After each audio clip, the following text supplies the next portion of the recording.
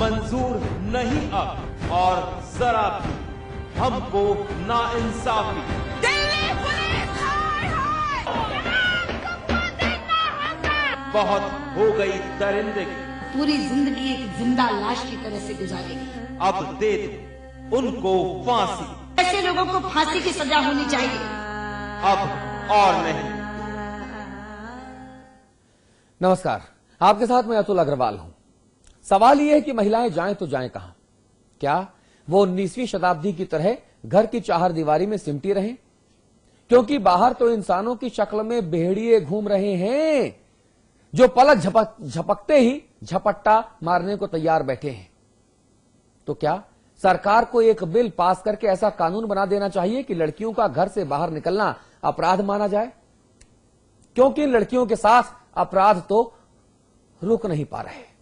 न ही सरकारी मशीनरी कोई ऐसी नजीर पेश करती नजर आ रही है कि कोई भी इंसान दरिंदा बनने से पहले 1000 दफे सोचे जरूर। तो आखिर एक बार फिर से बेचारी बन चुकी लड़कियां और महिलाएं करें तो करें क्या? सवाल इसलिए भी कि अब देश की राजधानी दिल्ली में चलती बस में भी सामूहिक बलात्कार होने लगा है। मंजूर नहीं अब और जरा भी हमको नाइंसाफी। दिल्ली पुलिस हाय हाय, बहुत हो गई दरिंदगी, पूरी जिंदगी एक जिंदा लाश की तरह से गुजारेगी। अब दे दो उनको फांसी। ऐसे लोगों को फांसी की सजा होनी चाहिए, अब और नहीं। आप अफजल गुरु को तो फांसी अब तक दे नहीं पाए मान्यवर सरकार। तो ऐसे अपराध जो आपके हिसाब से छोटे छोटे अपराध हैं, तभी तो केंद्रीय संसदीय कार्य मंत्री राजीव शुक्ला जी राज्यसभा में हंसते नजर आए जिस वक्त डिस्कशन हो रहा था इस मुद्दे पर। जी, तो दिल्ली में चलती बस में लड़की के साथ गैंग रेप के मामले में मुस्तैदी दिखाते हुए पुलिस ने 4 आरोपियों को गिरफ्तार करने का दावा किया, जिसमें से मुख्य आरोपी राम सिंह को अदालत ने 5 दिनों के पुलिस रिमांड में भेज दिया। मामला राजधानी दिल्ली से जुड़ा है, तो इसकी गूंज संसद के दोनों सदनों में सुनाई पड़ी।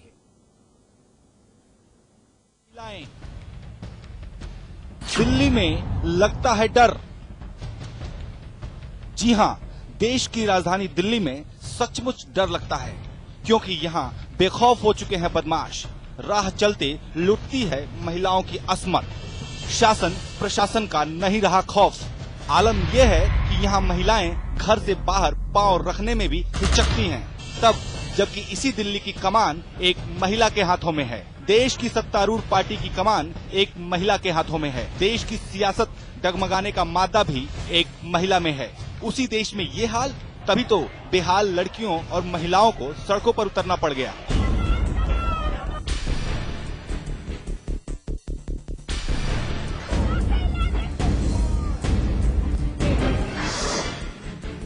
वसंत कुंज थाने के सामने प्रदर्शन करने को मजबूर ये लड़कियां चाहती हैं कि इन्हें सुरक्षा मुहैया कराई जाए, ताकि कोई हैवान किसी लड़की को अपना शिकार न बना सके, और जो कोई भी ऐसी जुर्रत करे उसे ऐसी खौफनाक सजा दी जाए कि वो वहशी दरिंदों के लिए नजीर बन जाए। दरअसल रविवार को दिल्ली में चलती बस में बदमाशों ने एक लड़की को अपनी हवस का शिकार बना दिया और चलती बस से फेंक दिया। लड़की अस्पताल में पड़ी जिंदगी और मौत से जूझ रही है। उसके आंसुओं और चीख ने दिल्ली को इस कदर हिला दिया कि इसकी गूंज संसद के दोनों सदनों में भी सुनाई पड़ी। इस किस्म की घटनाएं जो दिल्ली में आए दिन हमारे सामने आ रही हैं, गृह मंत्री जी से ये कहना है कि जब इस किस्म की वारदातें होती हैं और जब दोषी लोगों को पकड़ लेते हैं तो उनके खिलाफ क्या सख्त से सख्त कार्रवाई की जा रही है। तो मेरा सरकार से यही कहना कि आपको सख्त से सख्त कदम उठाना चाहिए। ऐसे लोगों को फांसी की सजा होनी चाहिए। लोग कह देते हैं कैपिटल पनिशमेंट खत्म हो जानी चाहिए। आप मुझे बताइए, इस तरह की घटना की शिकार महिला न जिंदा में रही और न मरे में रही। वहीं महिला आयोग की पूर्व अध्यक्ष गिरिजा व्यास ने भी मामले की कड़ी निंदा करते हुए कानून में सख्ती लाने की मांग की। बस में यदि किसी बच्चे के साथ बलात्कार होता है तो मैं सोचती हूँ कि ये ऐसी घटना है कि जिस पर हमें निश्चित तौर पर शर्मसार होना चाहिए। तो दिल्ली की मुख्यमंत्री ने भी रटी रटाई भाषा का इस्तेमाल करते हुए मामले पर दुख जता दिया। उधर मामले की गंभीरता को देखते हुए मुस्तैद पुलिस ने 6 आरोपियों में से 4 को अपनी गिरफ्त में ले लिया, वो भी पुलिस के कब्जे में है। हंगामा जारी है। पीड़ित लड़की अस्पताल में जिंदगी की संघर्ष कर रही है और फिर कोर्ट कचहरी का भी दौर चलेगा। मांग उठ रही है कि गैंगरेप और रेप के दोषियों को फांसी पर चढ़ाया जाए, उन्हें इम्पोर्टेंट कर दिया जाए। कानून में बदलाव की भी मांग उठ रही है। लेकिन सवाल यह है कि क्या ये कोई पहला मामला है, और अगर पहला नहीं है तो आज जिस नियम कानून में बदलाव की मांग हो रही है वो पहले क्यों नहीं किए गए? सिर्फ इसलिए कि ये मुद्दा वोट की सियासत से नहीं जुड़ा? अफसोस। ब्यूरो रिपोर्ट के साथ आलोक साहिल, समाचार plus. Delhi police commissioner Neeraj Kumar साहब क्या कहते हैं इस जघन्य वारदात के बाद, आइए वो सुन लेते हैं। हम लोग कोर्ट में ये दरखास्त करेंगे कि इस केस को फास्ट ट्रैक ट्रायल किया जाए, डे टू डे बेसिस पर इसका ट्रायल हो और जल्द से जल्द इन लोगों को सजा मिल सके। जहां तक कोर्ट में हमारी दलील का सवाल है और हमारी प्रार्थना का सवाल है, वो जो इसमें सबसे सीवियर पनिशमेंट हो सकती है, जो लाइफ सेंटेंस है, उसकी हम दरख्वास्त करेंगे। और जहां तक लॉ को और स्ट्रिक्ट बनाने का या डेथ सेंटेंस ऐसे केसेस में देने का, ये फैसला जो है वो सरकार को है। हम उसका प्रपोजल जरूर भेजेंगे। उधर केंद्रीय गृह मंत्री सुशील कुमार शिंदे ने कहा कि इस पूरे मामले को फास्ट ट्रैक कोर्ट में चलाया जाएगा। Ram Singh, 33 years, the regular driver of the bus. He disclosed the names of the other 5 persons involved. The 3 of them have already been apprehended, bringing the total arrests to 4. The arrest parties have been sent to the remaining 2 persons. The bus DL-IPC-0149 belongs to a private transporter and is used to transport children of Birla Vidyaniketan School in Pushpivihar, Saket. The case was detected without loss of time and 4 of the 6 accused have been arrested. उधर उत्तराखंड के मुख्यमंत्री विजय बहुगुणा ने gang rape की पीड़िता के इलाज के लिए 5 लाख रुपए देने का ऐलान किया, जिसकी जानकारी कांग्रेस विधायक सुबोध उनियाल ने मीडिया कर्मियों को दी।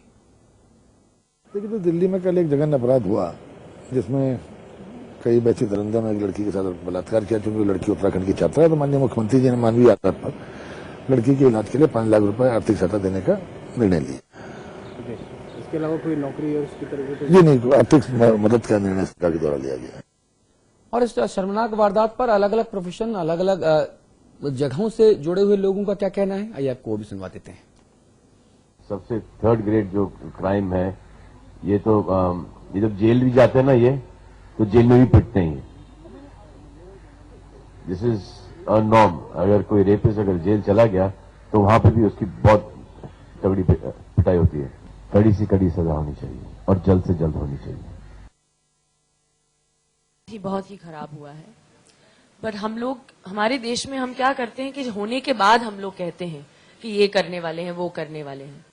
होता है कि नहीं वो पता नहीं, बट घटना तो हुई है। The justice in this country takes too long, so we have to reassess our justice laws. क्या कैसे होना चाहिए, पहले वो उसको रीअसेस करना चाहिए that justice has to happen faster. ये घटना बार बार जिस तरह से रिपीट हो रही है और सरकार जिस तरह से केवल स्टैंड लेती है, उससे 2 बातें पता चलता है कि तो शासन का है शायद लोगों के मन से समाप्त हो गया है, शासन की इज्जत समाप्त हो गई है। और खासतौर से सबसे दुर्भाग्यपूर्ण बयान रहा राष्ट्रीय महिला आयोग की अध्यक्षा का, जिन्होंने ये कहा कि ये तो मानसिक विकार है और पूरे देश में ही हो रहा है। कल मैं यहाँ नहीं होने के बावजूद भी मेरी तरफ से एक लेटर गया शीला जी को, माननीय मुख्यमंत्री जी को, कि कायदे से ऑपरेटर, ड्राइवर, पहले इनको पकड़ना चाहिए। जो बस के लोग हैं, बस के लाइसेंस कैंसिल हो जाने चाहिए। और बहुत सीरियस मैटर है, आज ये हुआ है, कल और ज्यादा होगा। सारा देश शर्मसार है। इसमें मैंने जैसे पहले कहा कि हमारे को कानून की इन्फोर्समेंट की प्रक्रिया को ऐसा करना चाहिए कि मजबूती से और जल्द हम गुनाहगारों को सजा दिलवा सके। देश की राजधानी अब जून की राजधानी बन गई है, लेकिन दिल्ली सरकार और केंद्र की सरकार महिला सुरक्षा का विषय जब भी आता है तो सुरक्षा का ये विषय फुटबॉल की तरह दोनों सरकारों के बीच में झूलता रहता है। मैं तो ये प्रश्न करना चाहूंगी कि हमने बार बार दरखास्त की कि आप पेट्रोलिंग बढ़ाइए दिल्ली की सड़कों पर ताकि महिलाओं को इस प्रकार की असुविधा ना हो। It's a shame, sir. अरे इसलिए ऑर्डर बोलिए It's a shame, sir.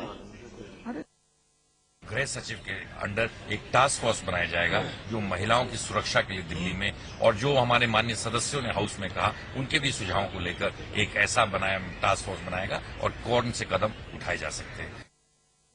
और आज राज्यसभा में जब इस पूरे मुद्दे पर डिस्कशन हो रहा था, जब चर्चा हो रही थी, तब पूर्व अभिनेत्री और राज्यसभा की समाजवादी पार्टी की सांसद जया बच्चन जो हैं आज वो भावुक हो गई। क्या हुआ पूरा प्रकरण? मैं अपने सहयोगियों से गुजारिश करूंगा कि ये पूरा प्रकरण दिखाने की हम कोशिश करें।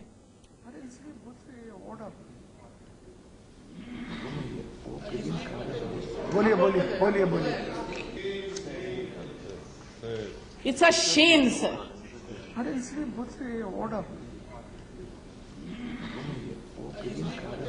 बोलिए It's a shame, sir. और हुआ यह था कि चेयर पर उपसभापति पीजे कुरियन विराजमान थे। हर किसी को उन्होंने 3 मिनट का वक्त दिया था। जरूरत से ज्यादा वक्ता जिस मुद्दे पर बात करना चाह रहे थे, क्वेश्चन आवर भी इसीलिए ठीक से नहीं चल पाया था।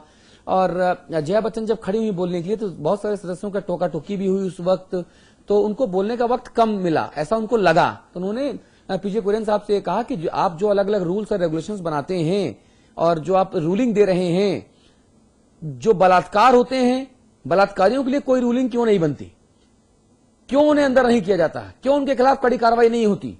ये सारी बातें जया बच्चन ने कही। और जब उन्हें ज्यादा ना बोलने देने का फैसला किया पीजे कुरियन साहब ने और किसी और वक्ता को का नाम पुकारा, तो जया बच्चन विरोध स्वरूप खड़ी हो रही। उन्होंने कहा मैं बैठूंगी नहीं, और उसके बाद वो भावुक हो गई। इस मुद्दे पर हमारे साथ बातचीत करेंगे लखनऊ से हमारे साथ राम आश्रय कुशवाहा जी हैं। आप सपा महासचिव हैं, आप बीजेपी की नुमाइंदगी कर रहे हैं। हृदय नारायण दीक्षित जी दिल्ली में हमारे साथ, हमारे मैनेजिंग एडिटर अमिताभ अग्निहोत्री जी हैं, और वरिष्ठ कांग्रेसी नेता अलका लांबा जी हमारे साथ राजधानी दिल्ली से जुड़ रही हैं। राम आश्रय कुशवाहा जी, आज जिस तरह से सदन में जो कुछ भी हुआ, ये अपने आप में जो सदन में हुआ, ये भी अपने आप में बहुत अच्छा नहीं कहा जा सकता कि जया बच्चन भावुक हुई इतने महत्वपूर्ण मुद्दे पर बात करते हुए। लेकिन जो दिल्ली की सड़कों पर हुआ, ये तो घोर निंदनीय है, शर्मनाक है। और सुषमा जी ने जो आज कहा कि ऐसे अपराधियों को तो फांसी पर लटका दिया जाना चाहिए। जब आज मैंने कई लोगों से बातचीत की तो लोगों ने हंसे और कहा कि साहब केंद्र सरकार जब संसद के हमले को फांसी नहीं दे पाई, तो फिर बलात्कारियों के लिए राजीव शुक्ला जिस तरह से हंसते हुए जेस्चर में राज्यसभा में नजर आए, तो फिर इस सरकार से फांसी की बात की उम्मीद करना ये भी कहीं ना कहीं सही नहीं है। देखिए, ये घटना इतनी दर्दनाक है और शर्मनाक है, और इसमें जो आदमी हंसता है उससे बड़ा शर्मनाक है। मैं एक ही बात कहूंगा गवर्नमेंट से, केंद्र सरकार से, और सभी स्टेट की गवर्नमेंट इसका पालन भी करेंगी। जिस तरीके से केंद्र सरकार ने एफडीआई और प्रमोशन में आरक्षण के बिल में मुस्तैदी दिखाई, बड़ी गंभीरता से इसको लाने की कोशिश किया। मैं तो मांग करता हूं कि ऐसी घटनाओं का बिल आए और सख्त कानून बनाए, जिससे किसी व्यक्ति की ये हिम्मत ना हो कि बहन बेटियों की तरफ कोई देख सके। और बेहद शर्मनाक है। अब बार बार इन शब्दों को दोहराने से उसका हल तो नहीं निकलता है, लेकिन निश्चित रूप से गवर्नमेंट को कोई मजबूत कदम उठा करके आगे चलना पड़ेगा। जी दीक्षित जी, मेरा निवेदन यह है कि इस घटना से और इस तरह की तमाम घटनाओं से जो राजधानी दिल्ली में घटित हो रही हैं, देश की राजधानी में, उनसे सारी दुनिया में भारत की प्रतिष्ठा गिरी है। और सारी दुनिया ये देख रही है कि भारतीय राष्ट्र राज्य, भारत की केंद्र सरकार अपनी राजधानी में भी अपनी बहु बेटियों की सुरक्षा करने में बुरी तरह से विफल हो गई है। और दिल्ली राजधानी में भी महिलाएं पूरी तरह से असुरक्षित हैं। ये घटना तो एक घटना है, ये घटना निंदनीय है, शर्मनाक है, बहुत दुखद है, लेकिन ये केवल एक घटना नहीं है, दिल्ली में ही इस तरह की तमाम घटनाएं घटित होती रही हैं। इस समय माननीय संसद का, लोकसभा का, राज्यसभा का सत्र चल रहा है, इसलिए यह घटना राज्यसभा में भी आ गई, लोकसभा में भी आ गई और राजधानी की होने के कारण आप जैसे प्रतिष्ठित चैनल्स ने इसको महत्व दिया, आपके चैनल ने इस पर बहस आयोजित की, आप बधाई के पात्र हैं जी। लेकिन ये एक बड़ा मामला है और केवल कानून को कड़ा करने का मामला नहीं है, पूरी व्यवस्था में पुनर्विचार का मामला है। इस घटना के बारे में फास्ट ट्रैक कोर्ट की बात चल रही है। केवल यही एक घटना क्यों, बलात्कार के सारे मामलों में पूरे देश में अलग से अदालतें बनाए जाने पर भी विचार क्यों नहीं किया जाना चाहिए। ठीक है, हमारा दृष्टिकोण है, हमारी मांग है कि यह बलात्कार जैसा शब्द हमारे देश के सभी राज्यों में, सभी राज्य सरकारों को ये चाहिए कि उनके राज्यों में किसी भी सूरत में इस प्रकार की घटनाएं ना हो। ठीक है, कानून में जरूरी हो तो संशोधन हो, पुलिसिंग में जरूरी हो तो उसे ठीक किया जाना चाहिए। जी दीक्षित जी, हमारे साथ अलका लांबा साहिबा जुड़ गई हैं, आप कांग्रेस की नुमाइंदगी करती हैं। अलका जी, मैं सिर्फ इतना आपसे पूछना चाहूंगा, जानना चाहूंगा, समझना चाहूंगा, सुप्रीम कोर्ट ने 1994 में एक रूलिंग दी और ये कहा कि बलात्कार किसी महिला के शरीर के साथ साथ उसकी आत्मा में भी ऐसे जख्म देता है जो जीवन पर्यंत मिटाए नहीं जा सकते। शारीरिक जख्म तो मिट जाएंगे लेकिन आत्मा पर लगा दंश, आत्मा पर लगा घाव कभी नहीं मिट सकता। जब इतना गंभीर बलात्कार का ये आरोप है, जब इतना गंभीर बलात्कार की वारदात और ये कृत्य इतना शर्मनाक है, तो हम इससे निपटने के लिए और ज्यादा सजग, सतर्क क्यों नहीं हो सकते?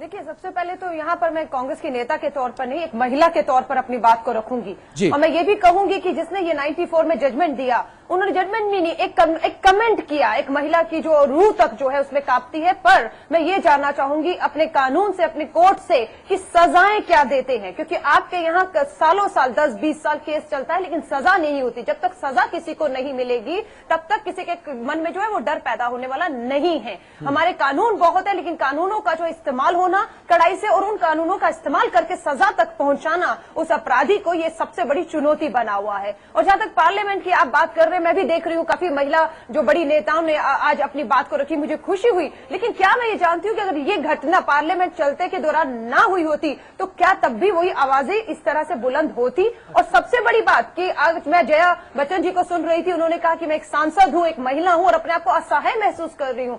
मुझे चिंता होती है जो पार्लियामेंट के बाहर महिलाएं हैं जो अपनी सुरक्षा की उम्मीद उस पार्लियामेंट से करती है जहां पर एक महिला कहती है मैं असहाय महसूस कर रही हूं एक मामले, तो मुझे लगता है कि बहुत ज्यादा चिंता का विषय है। और यहां तक की बात है कि विपक्ष भी, मैं कहूंगी, हर एक को कहूंगी, राजनीति से ऊपर उठकर अब देखने की जरूरत है। खाली इस्तीफों की मांग करना जो है वो हल नहीं हो सकता इसका भी। और जो बात अकबर विपक्ष की नेता ने उठाई है कि फांसी का एक कानून बनना चाहिए, तो मुझे लगता है कि जब एफडीआई के ऊपर पार्लियामेंट बंद किया जा सकता है तो क्यों नहीं पार्लियामेंट को और बढ़ाकर जो है सिर्फ इसी के ऊपर चर्चा की जाती है और एक कानून लाकर जो है इसी पार्लियामेंट के तहत जो है वो आधी आबादी जो हम महिलाओं की है जो इस देश में असुरक्षित है उसके लिए एक मिसाल कायम करें। अगर आप, मुझे लगता है, गंभीर है, चाहे वो पक्ष है, विपक्ष है, नेता है, पुलिस है, कानून है, मुझे लगता है जरूरत है अब कुछ कर दिखाने की। बातें बहुत हो चुकी हैं और इसी में आपको उदाहरण करना है। ये शर्मनाक घटना है, बहुत शर्मनाक घटना है, लेकिन अगर 2 दिन की चर्चा के बाद फिर हम अपने घरों में जाकर सो जाते हैं तो मुझे लगता है कि हर एक लड़की को जो मुझे अगर सुन रही है, हर एक महिला को कहूंगी, ये आपकी और मेरी जो है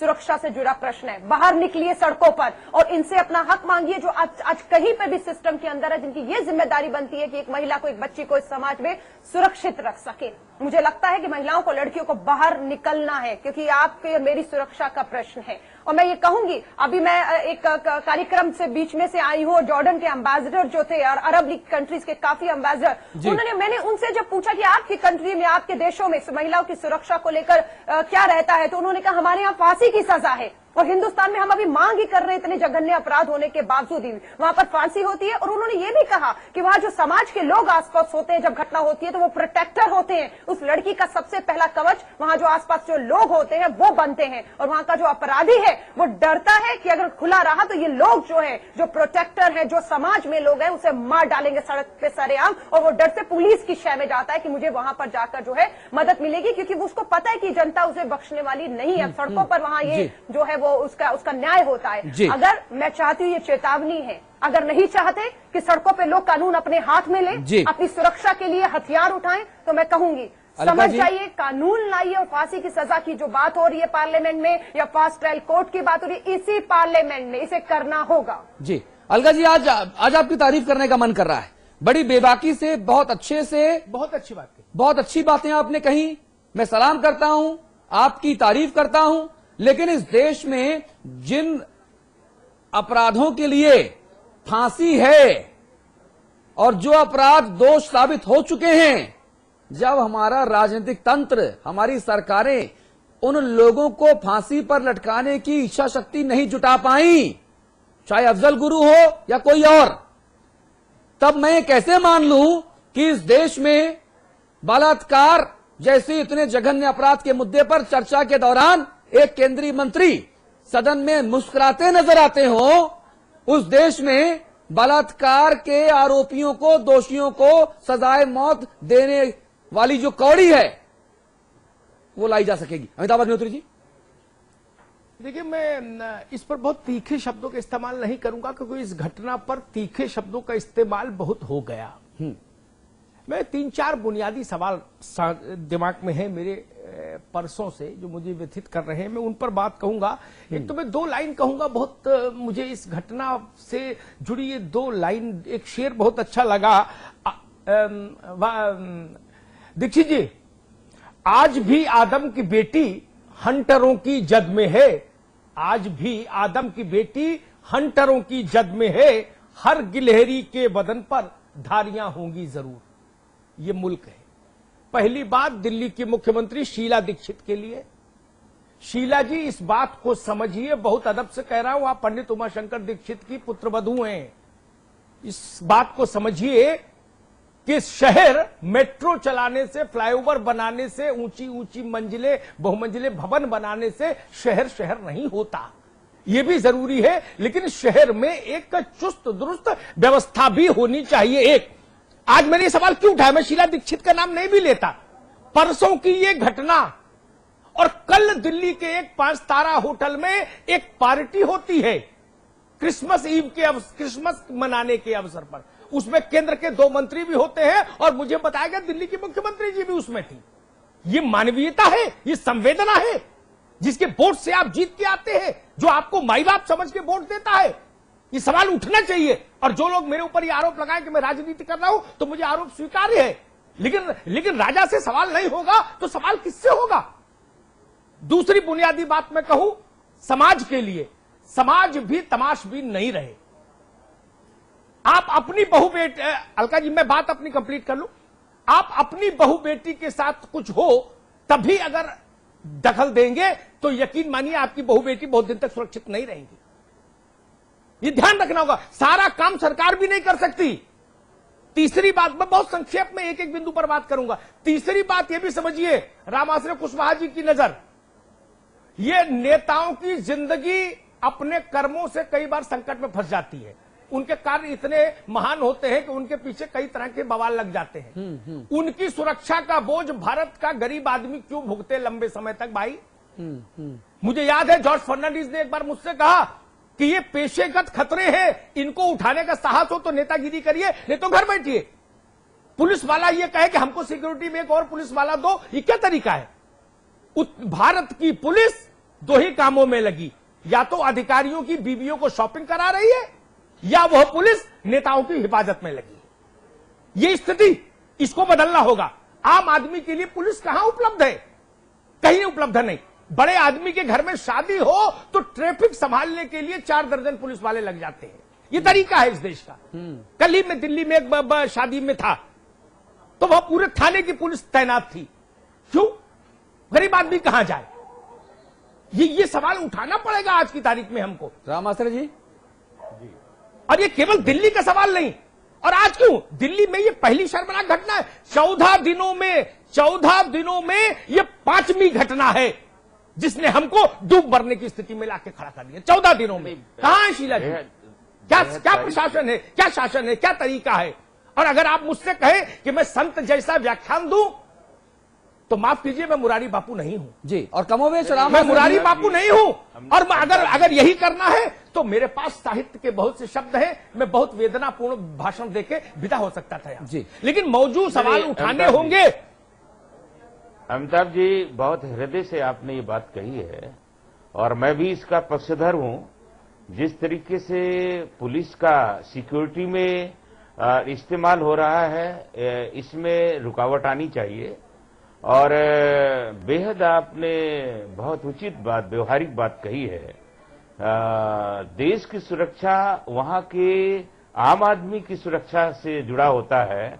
वीवीआईपी की सुरक्षा तो स्वतः वो कर लेगा या उसको इतनी सुरक्षा मिली होती है जिससे सुरक्षा की जा सके जी। आम आदमी की सुरक्षा के लिए ये बात बिल्कुल अमिताभ जी ने सही कही है कि पड़ोस में डकैती पड़ती रहती है और कोई वीवीआईपी यदि उस क्षेत्र में आया है तो पुलिस प्रशासन पूरा वहां का लग जाता है और इसको थोड़ा बदलने की जरूरत है। अलका लांबा जी के पास मैं चलना चाहूंगा। अलका लांबा जी, बलात्कार होता है, वो चाहे दिल्ली में हो या उत्तर प्रदेश में हो, वो उत्तराखंड में हो, वो छत्तीसगढ़ में हो, मध्य प्रदेश में हो, पूरे देश के किसी भी हिस्से में हो।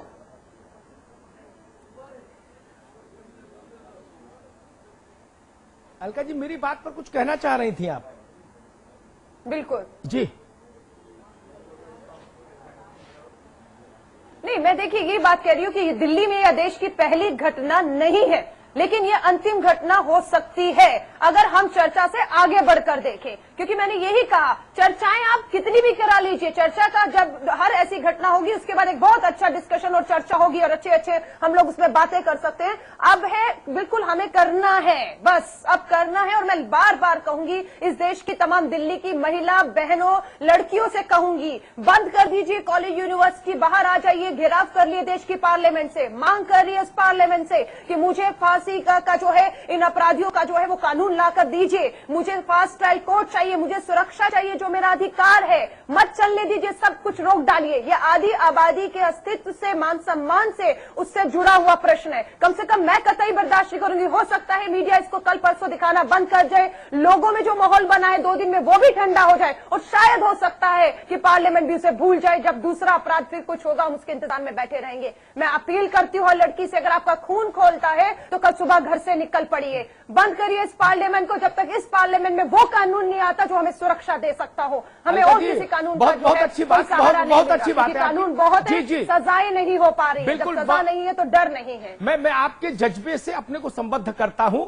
लेकिन मैं एक बात बहुत अदब से कहूंगा, तू इधर उधर की न बात कर, तू ये बता के कारवां क्यों लुटा, रहजनों से हमको गिला नहीं, तेरी रहबरी का सवाल है। हिंदुस्तान के 5000 वर्ष का इतिहास, दीक्षित जी है इसलिए मैंने 5000 वर्ष कोट किया, नहीं तो दीक्षित जी अभी मुझे करेक्ट करते कि भारत 5000 वर्ष पुराना इतिहास रखता है। 5000 वर्ष के इतिहास में उठाकर देखिए, राक्षस और देव हमेशा रहे, लेकिन शासन ऐसा होना चाहिए जो देवत्व को धारण करवाए, देवत्व को धारण करवाए, जो कम से कम राक्षसी प्रवृत्ति पर अंकुश लगाए। इसलिए हमने कहा कि रहजनों से हमको गिला नहीं, तो रहबरी का सवाल है। 2 घंटे दिल्ली की सड़कों पर वो बस घूमती रही और उसमें उस बच्ची के साथ बलात्कार होता रहा। ये देश की राजधानी है, हम वोट मांगते हैं कि इसको पेरिस बना देंगे, सिंगापुर बना देंगे। अरे सिंगापुर छोड़िए, आदमी के रहने लायक जगह तो बना दीजिए पहले। आज मैं बहुत व्यथित था, पार्लियामेंट में भी मैंने सुना, नेताओं की गंभीरता भी मैंने देखी, ये राजनीतिक स्यापा, ये राजनीतिक शोक सभाएं मैंने संसद में बहुत बार देखी, जिसने उसमें मेरी कोई बहुत रुचि नहीं जागती। मैंने 5 पंक्तियों में, आज मैं अपनी संपादकीय टिप्पणी सिर्फ अपनी 5 पंक्तियों के जरिए कहूंगा, जो उस बच्ची के दर्द को मैंने जो महसूस करने की कोशिश की, उस पर 5 पंक्तियां मैंने लिखी, अपने दर्शकों के सामने रखूंगा कि इंद्रधनुष टूट गया, इंद्रधनुष टूट गया, झुलस गए मोर पंख, बांसुरी हुई मौन, ओस धुएं में बदल गया, तेजाब सा हो गया शहद, तेजाब सा हो गया शहद, दहकने लगा गुलाब, आंसुओं में भीग गया चांद, इंद्रधनुष टूट गया। उस बच्ची के जीवन के बारे में सोचिए। 23 टांके आए हैं उसके शरीर पर, स्पाइनल कॉर्ड खराब हो गई, डैमेज हो गई, आंतें क्षतिग्रस्त हो गई, माथे से लेके और पांव की उंगलियों तक चोट और खरोंच के निशान। ये शारीरिक बात मैंने बताई। और उसकी आत्मा पर जो चोट लगी उसका कोई हिसाब है क्या? लेकिन मैं जानता हूं इसी दिल्ली में, इसीलिए बार बार 14 दिन के अंदर ये 5वीं वारदात थी। ये दिल्ली फिर सो जाएगी, ये संसद फिर किसी राजनीतिक मसले पर उलझ जाएगी कि अल्पसंख्यकों को आरक्षण दो या नहीं दो, और फिर यहां मल्लयुद्ध होने लगेगा और उस बच्ची की सिसकियां फिर कहीं नेपथ्य में चली जाएंगी। इसलिए आज सबसे बड़ा सवाल है कि सरकारें अपना चाल चलन सुधारें, अपनी सुरक्षा के बजाय, नेताओं की सुरक्षा की बजाय, अधिकारियों की सुरक्षा की बजाय यह भी सोचे कि जो इस देश में रहने वाला आम आदमी है उसकी सुरक्षा की जिम्मेदारी भी हुजूर आपके ही कंधों पर है। वो कोई पड़ोसी मुल्क आके उनकी हिफाजत नहीं करेगा कि आप अपनी हिफाजत कर लें और जनता को छोड़ दें भगवान के भरोसे। ये जब तक नहीं तय होगा, और समाज को भी बदलाव लाना होगा। ये देखना होगा कि अगर किसी की बेटी के साथ कहीं कुछ हो रहा है तो आप कम से कम कुछ तो हिम्मत दिखाइए, कुछ तो सक्रियता दिखाइए। मुंह मोड़ के चले जाएंगे और बाद में स्यापा करेंगे सड़क पर उतर के धरना देंगे, प्रदर्शन करेंगे, मोमबत्ती लेके घूमेंगे, इसमें मेरी आस्था नहीं। जी, समाज जागृत हो तो नेता अंकुश में रहेंगे, समाज जागृत हो सरकारें नियंत्रण में रहेंगी। समाज महावत है, तंत्र हाथी है। महावत अगर सही है तो हाथी सही चलेगा, और जब तक हाथी सही नहीं चलेगा तब तक इन समस्याओं पर कभी भी निर्णायक रोक लग नहीं सकती, ऐसा मेरा मानना है। जी, और दिल्ली को नेशनल कैपिटल कहते हैं, लेकिन मैं उसे नेशनल क्राइम कैपिटल मानने को मजबूर हो रहा हूं। मुख्यमंत्री साहिबा जो चाहे वो कहती रहे, कांग्रेस पार्टी जो चाहे कहती रहे, लेकिन जब कांग्रेस पार्टी का एक मंत्री राज्यसभा के भीतर इस गंभीर मुद्दे पर चर्चा के दौरान जिस तरह से जेस्चर का मुजाहिरा करता है सदन के भीतर और बाहर, इस मुद्दे को लेकर कौन कितना गंभीर है यह बताने की जरूरत नहीं, ये जनता है, सब जानती है। बहुत धन्यवाद आपका दीक्षित जी, बहुत शुक्रिया। कुशवाहा जी, अमिताभ जी आप बने रहेंगे। एक छोटा सा ब्रेक ले रहे हैं और ब्रेक के उस पार उत्तराखंड की खबर, तुरंत लौट के आते हैं। मंजूर नहीं अब और जरा भी हमको नाइंसाफी। दिल्ली पुलिस हाय हाय, बहुत हो गई दरिंदगी, पूरी जिंदगी एक जिंदा लाश की तरह से गुजारेगी। अब दे दो उनको फांसी। ऐसे लोगों को फांसी की सजा होनी चाहिए। अब और नहीं।